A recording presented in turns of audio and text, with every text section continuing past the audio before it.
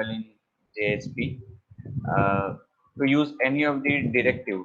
Actually, what is directive? It is a mechanism by which we can affect the overall structure of the page or servlet, which is generated by translation of the JSP page. Actually, we have control over what is written or what is there inside JSP service method and the class, which is defined after translation of JSP page.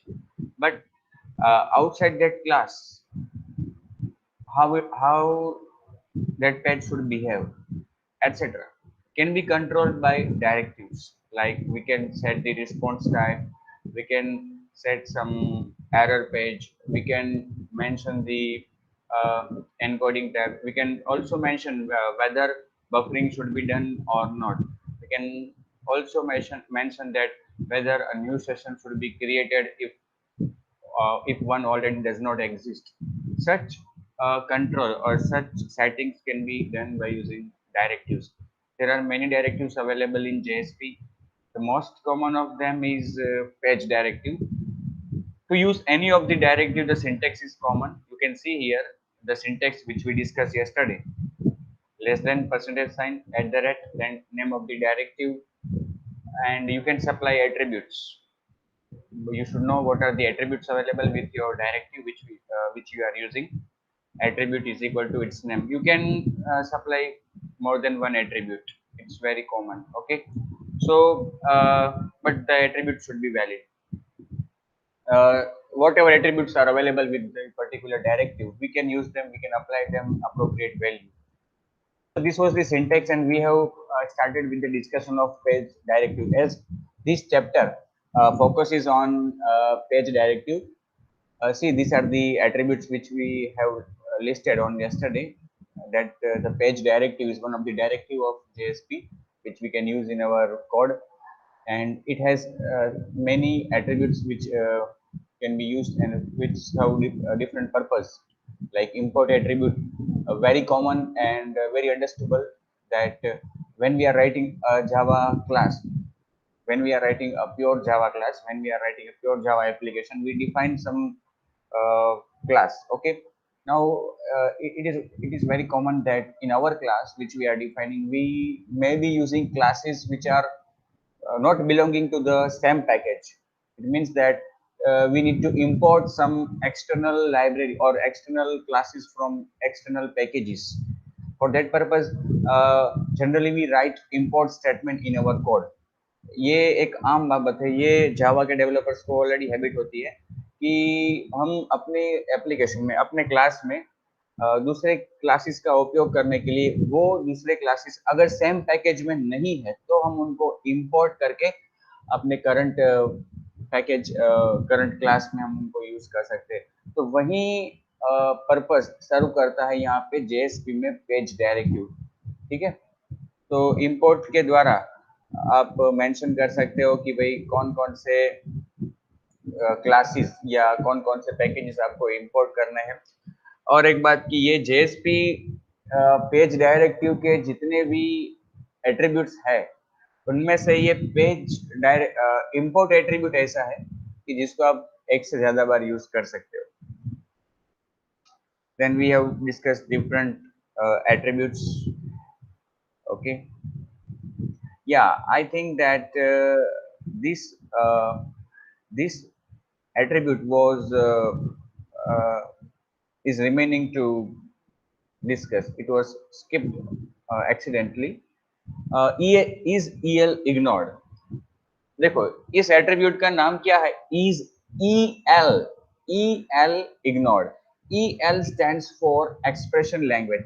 देखो शायद आपको याद हो कि जब मैंने chapter 2, मतलब कि ये JSP का चैप्टर 2 मैंने जब शुरू किया, how to write Java code in JSP page, और हमने फिर डिस्कशन किया था उस चैप्टर में JSP expression, scriptlet and JSP declaration. लेकिन जब उस चैप्टर की शुरुआत हुई तो मैंने आपकी टेक्स्ट बुक का एक पेज का स्क्रीनशॉट वहां पे रखा हुआ था, और मैंने आपसे कहा था कि ये पेज आपके सामने कई बार आएगा. उस पेज में क्या लिखा था, वो जो टेक्स्ट बुक का आपका पेज है उसमें ऐसा डिस्क्राइब किया हुआ था। ऐसे कौन कौन से डिफरेंट मैकेनिज्म्स अवेलेबल है कि जिसके जरिए हम जेएसपी में जावा का कोड लिख सकते हैं। फिर वहां पे देखो हर मैकेनिज्म वहां पे डिस्क्राइब किया हुआ था और चैप्टर भी मेंशन किया हुआ था कि ये करंट चैप्टर में डिस्कस करेंगे, ये करंट चैप्टर में डिस्कस करेंगे, ये नेक्स्ट चैप्टर में, ये 14 चैप्टर, ये 15 चैप्टर, मतलब पूरी वहां पे एक लिस्ट बना के रखी गई थी जो मैंने आपको बताई थी। तो उसमें ही कहीं पे एक मैकेनिज्म था एक्सप्रेशन लैंग्वेज। शायद आपको याद हो कि ऐसा ही एक मैकेनिज्म वहां पे डिस्क्राइब किया हुआ था, एक्सप्रेशन लैंग्वेज। मतलब कि एक्सप्रेशन लैंग्वेज एक शॉर्ट हैंड लैंग्वेज है, जेएसपी के डेवलपर्स के लिए डेवलप की गई एक शॉर्ट हैंड लैंग्वेज। देखो अभी हमने पिछले चैप्टर में जावा का कोड कैसे लिखे जेएसपी में वो अभी देखा। आज हम ये देख रहे हैं कल से कि भाई उस पेज को कैसे कंट्रोल किया जाए। अभी जो नेक्स्ट चैप्टर्स आएंगे, नेक्स्ट यूनिट्स आएंगे, उसमें और भी हम नए नए मैकेनिज्म्स देखेंगे कि जिसके जरिए जावा का कोड इजीली और शॉर्टली लिखा जा सकता है जेएसपी के पेज में। अभी तो हमने देखा कि JSP scriptlet, JSP expression, JSP declaration.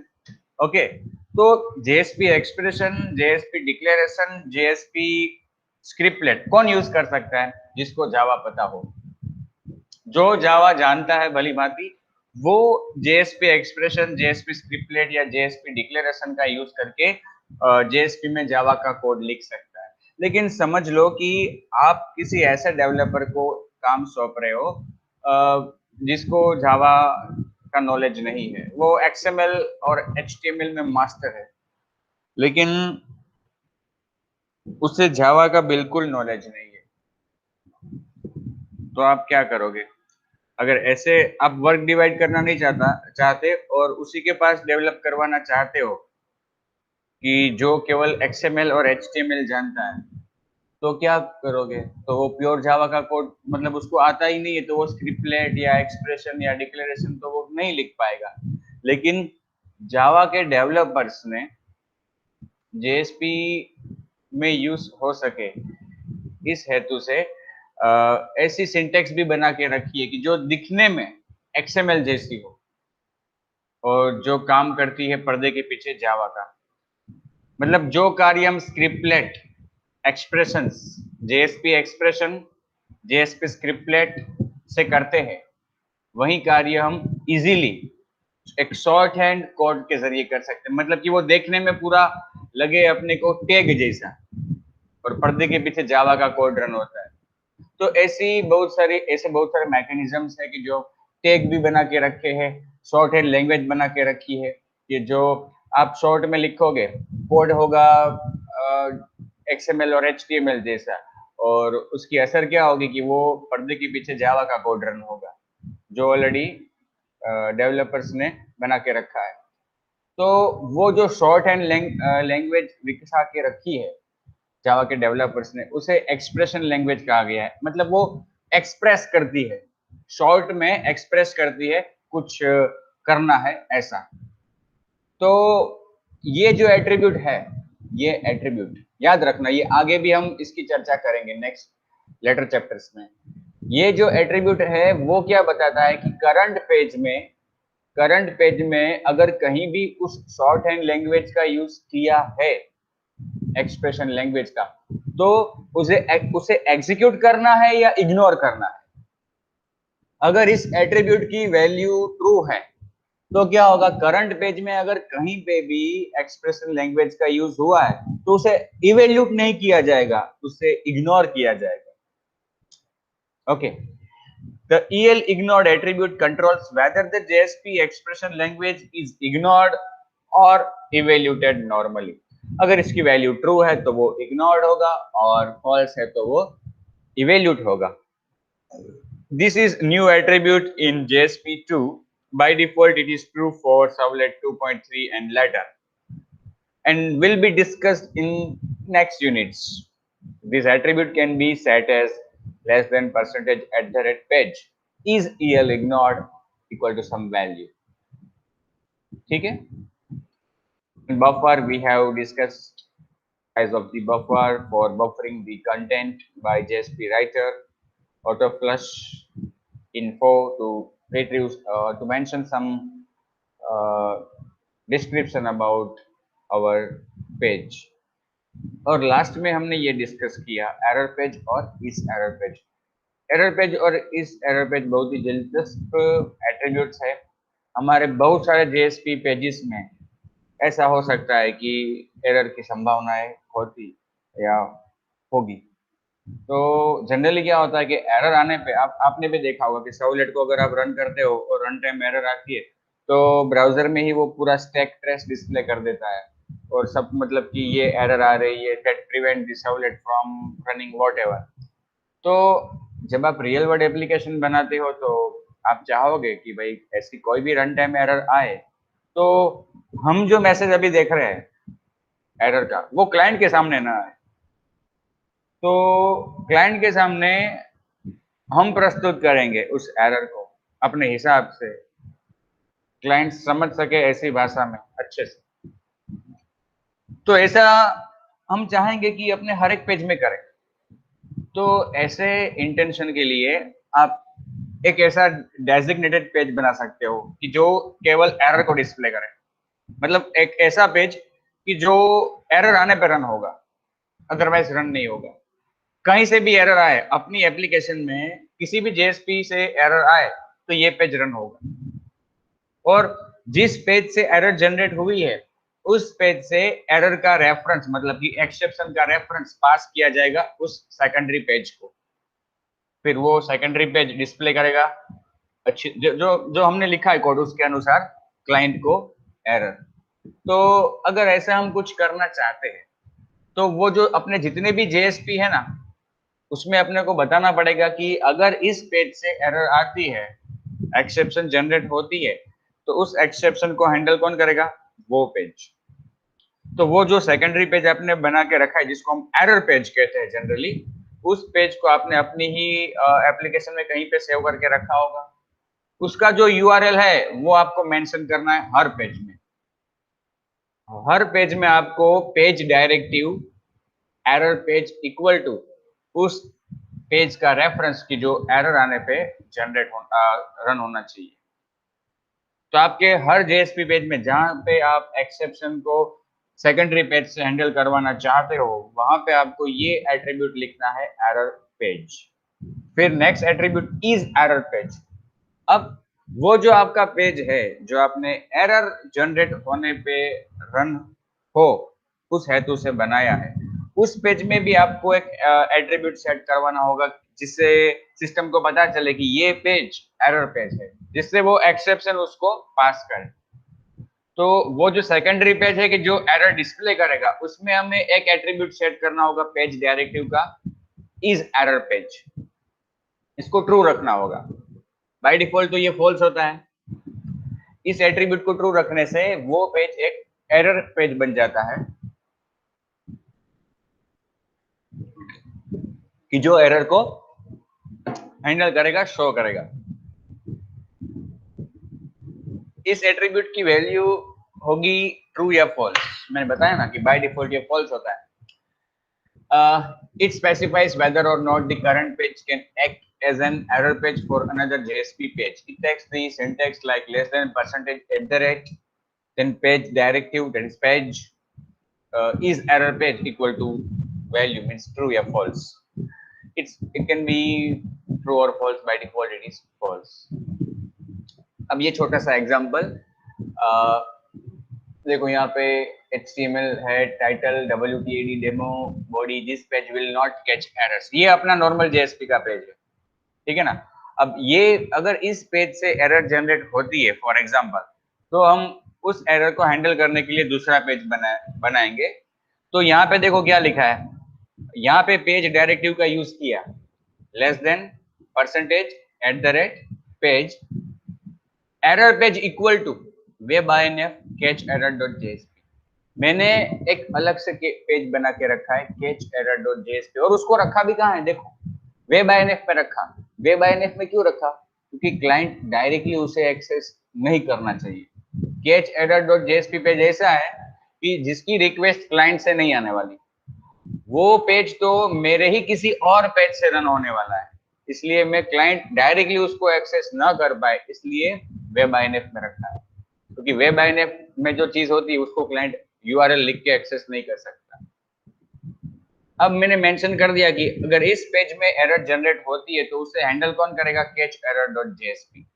ठीक है, फिर नेक्स्ट लाइन में देखो नम इज इक्वल टू, फिर वहां पे जेएसपी एक्सप्रेशन लिखी, less than percentage equal to integer dot parse INT request dot get parameter num. अब मैं यहाँ पे एक प्रयास कर रहा हूँ, मैं यहाँ पे मैंने एक जेएसपी एक्सप्रेशन लिखी है जिसमें मैं एक इनपुट पैरामीटर नम को रीड करने का प्रयास कर रहा हूँ।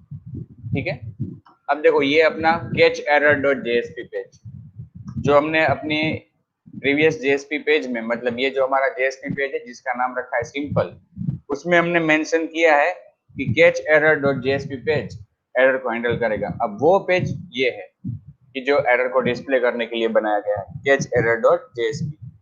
इसमें हेड टाइटल टाइटल दिया है, फिर बॉडी में this page which will catch errors, header में डिस्प्ले किया this page will catch errors, than less than eight the rate page is error page true. ये बताया सिस्टम को कि ये पेज एरर को हैंडल करने के लिए बनाया है, is error page true. Now this, अब देखो यहाँ पे एक h2 में लिखा है the simple dot JSP page reported the following error, मतलब ये पेज अपने को पता तो है कि वो सिंपल डॉट जेएसपी पेज हमने बनाया है ना, उसमें एक्सेप्शन जनरेट होगी तो ये पेज रन होगा, इसलिए हमने यहाँ पे क्या लिखा कि जो सिंपल डॉट जेएसपी पेज है ना, वो उसने इस तरह की एरर थ्रो की है, एक्सेप्शन थ्रो की है। फिर देखो जेएसपी एक्सप्रेशन में मैंने डिस्प्ले कर दिया एक्सेप्शन का ऑब्जेक्ट। ये जो एक्सेप्शन लिखा है ना यहाँ पे, वो प्रीडिफाइंड वेरिएबल है। हमने जो 8 प्रीडिफाइंड वेरिएबल्स जेएसपी के डिस्कस किए थे उसमें लास्ट में था एक्सेप्शन। एक्सेप्शन के जनरेट होने पर इस वेरिएबल में उस एक्सेप्शन का रेफरेंस होगा।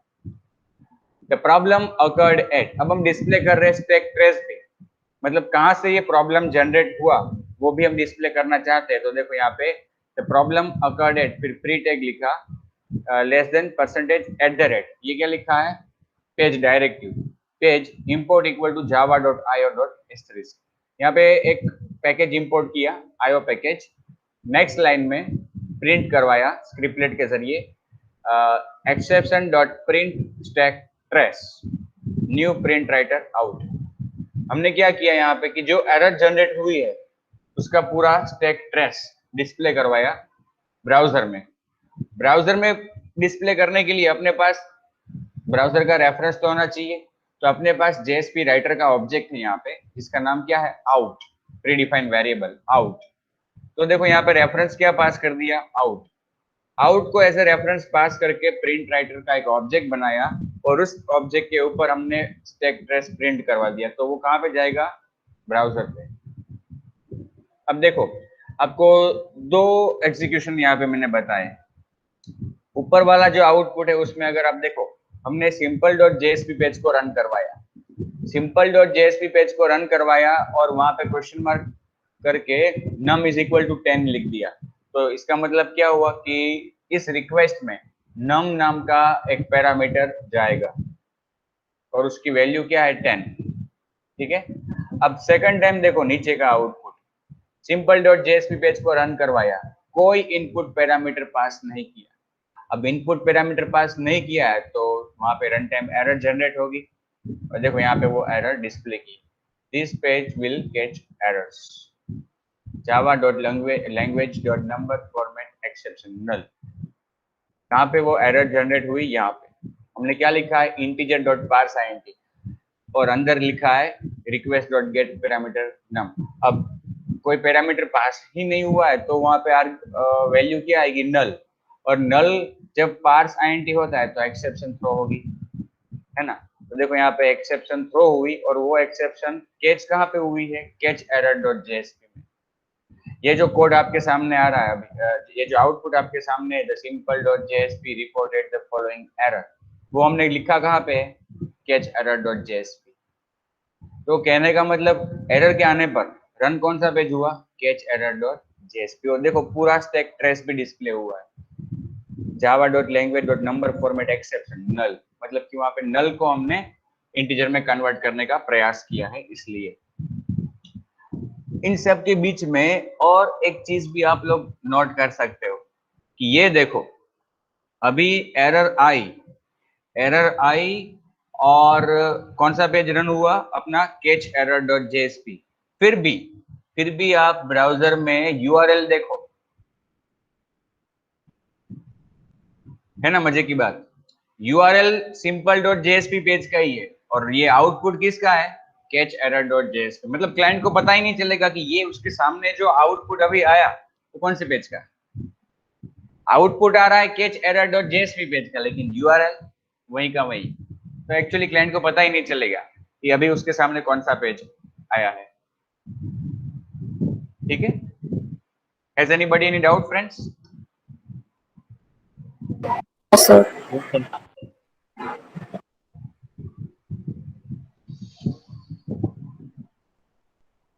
Using isThreadSafe attribute. The isThreadSafe attribute controls whether the servlet that results from the JSP page will allow concurrent access or not. हमारे JSP के पेज के ट्रांसलेशन से जो सर्वलेट बनने वाली है, क्या वो कंकरेंट एक्सेस देगी, मतलब एक ही समय पर एक से ज्यादा रिक्वेस्ट आती है तो उन सभी रिक्वेस्ट को एक साथ वो एक्सेस देगी या नहीं देगी, वो हम कंट्रोल कर सकते हैं इस एट्रीब्यूट के जरिए इस थ्रेड से। अगर इसकी वैल्यू ट्रू है तो ये कंकरेंट एक्सेस देगी। Yes, it can be set as बाकी के एट्रीब्यूट्स की तरह less than percentage at the rate page is thread safe equal to value. Its value can be true or false. By default, it is true. If it is false, then it is guaranteed that no servlet instance processes more than one request at a time. अगर ये false है तो ये जो servlet generate होगी उसका instance एक समय पर एक ही रिक्वेस्ट को एक्सेस देगा, फुलफिल करेगा। From the recent studies, it is suggested not to use these thread safe or the other alternative single thread model for preventing concurrent accesses. It is better to synchronize the code using the standard thread synchronization mechanism. अब देखो, आप अगर अपने servlet को synchronise करना चाहते हो, मतलब कि एक समय पे वो एक ही रिक्वेस्ट को हैंडल करे, ऐसा चाहते हो, तो इस एट्रीब्यूट को यूज करने के बजाय या तो सिंगल थ्रेड मॉडल इंटरफेस की जो हमने पहले चैप्टर में डिस्कस किया था, इन दोनों के बजाय आप जो जावा का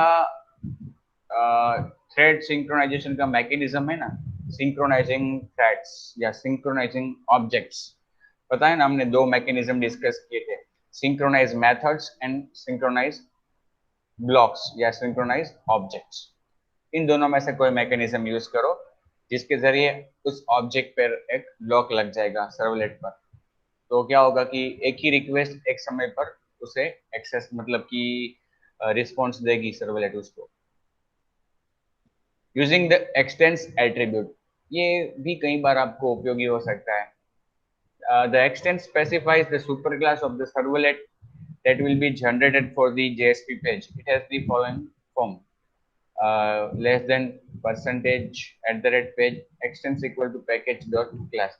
अगर यहाँ पे जो सर्वलेट जनरेट होती है उसको हम किसी क्लास में से एक्सटेंड करवाना चाहते हैं, इनहेरिट करवाना चाहते हैं, तो इस एट्रीब्यूट का हम यूज कर सकते हैं और इसकी वैल्यू होगी वो पर्टिकुलर क्लास की जो इसका सुपर क्लास बनेगा। Using the language attribute.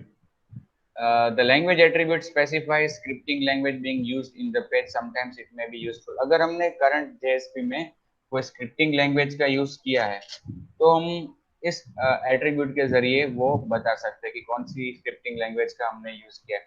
But the Java is the legal choice for JSP, मतलब कि JSP का डेवलपर है तो जनरली वो जावा में ही कोड स्क्रिप्टिंग का कोड लिखेगा। इस एट्रीब्यूट को भी हम less than percentage at the rate page language equal to any scripting language यहाँ पे लिख सकते हैं। XML syntax for directives. If we are writing XML compatible JSP pages, we can use an alternative XML compatible syntax for directives as long as we don't mix the XML syntax and the classic syntax in the same page.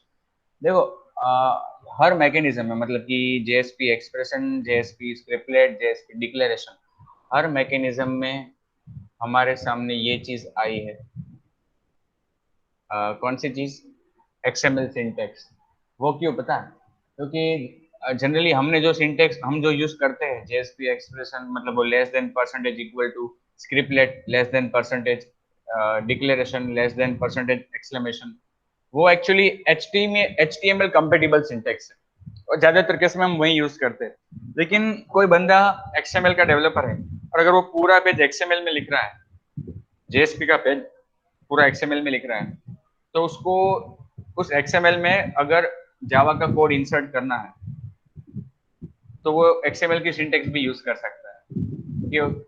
अगर पूरा page XML में वो लिख रहा है तो XML syntax ही compatible रहेगी ज्यादा, इसलिए आपको हर जगह पे XML सिंटेक्स बताई गई है। जो काम हम वो नॉर्मल HTML सिंटेक्स के जरिए करते हैं, expression, JSP expression, JSP scriptlet, JSP declaration, जो हमने डिस्कस किए, वही चीज हम XML सिंटेक्स से भी कर सकते हैं। तो यहाँ पे अगर डायरेक्टिव्स को आप XML सिंटेक्स से यूज करना चाहते हो तो ये उसकी सिंटेक्स है। लेस देन मतलब कि tag JSP colon directive dot directive type, मतलब डायरेक्टिव लिखना है डॉट करके उस डायरेक्टिव का नाम मतलब पेज इंक्लूड जो भी है, फिर उसका एट्रीब्यूट इज इक्वल टू उसकी वैल्यू। फॉर एग्जांपल देखो नीचे बताया हुआ है JSP colon directive dot page, directive तो लिखना ही है, डॉट करके जो डायरेक्टिव आप यूज करना चाहते हो वो पेज, फिर इंपोर्ट इक्वल टू उस क्लास या पैकेज का नेम। ठीक है, तो ये था पेज डायरेक्टिव के बारे में पूरा डिस्कशन। काफी जगहों पे हमें ये यूजफुल हो सकता है। हम मेरे ख्याल से सबसे ज्यादा जो यूज होगा वो ये पेज डायरेक्टिव ही यूज होगा। और भी डायरेक्टिव है जिनकी चर्चा होगी नेक्स्ट चैप्टर्स में। अभी ये जो चैप्टर है वो हमारा चैप्टर यहाँ पे खत्म होता है और नेक्स्ट चैप्टर हम शुरू करेंगे नेक्स्ट लेक्चर में। तो इस चैप्टर मतलब कि आज के डिस्कशन में या कल से जो हम डिस्कशन करते आ रहे हैं पेज डायरेक्टिव के बारे में, उसमें किसी को अगर कुछ डाउट है तो पूछ सकता है।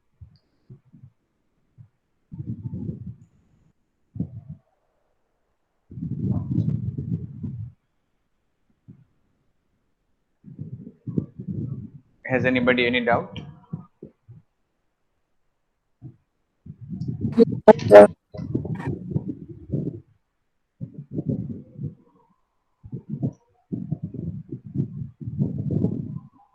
ठीक है, नो प्रॉब्लम।